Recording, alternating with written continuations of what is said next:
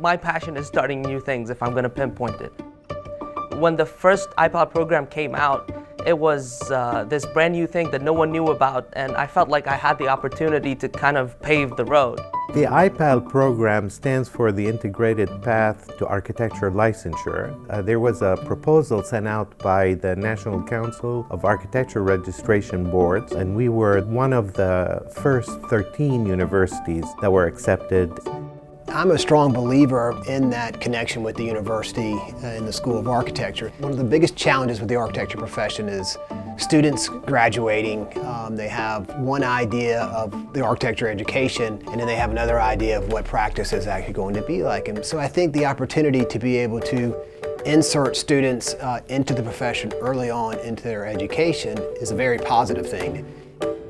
While the iPal students are attending our program, they're gaining the hours required so that at the time of graduation they walk up on the stage and they have their degree and their license. That's the intention of the program.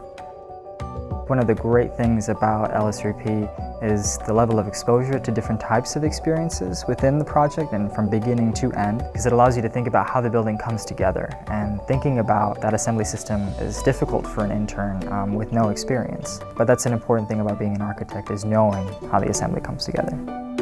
Well, one thing I love about Beckham is that he lives and breathes architecture, so it's invigorating for me to spend time with him. In my opinion, we get the best and brightest of the students that are at least exploring the iPal program. We get to capture those students and engage with those students early on. So one of the projects I worked on was a hotel in Charlotte, and for this project I had to make renderings for the exterior to show clients about drawings for the different types of rooms, and also working in general drawings, so working in plan, section, and elevation to get the project from beginning to end. I have learned a lot. I've been pursuing projects, generating ideas and generating designs and books and illustrations and presentations to pursue those jobs and projects. On the construction side, I've been out to sites and I've actually been given a lot of responsibility. We've tested Ala. We put him out there and he actually every time he seems to hit the ball out of the park. You know, it's kind of amazing. Here he's been able to gain an understanding of what it's like to work with a team and build consensus.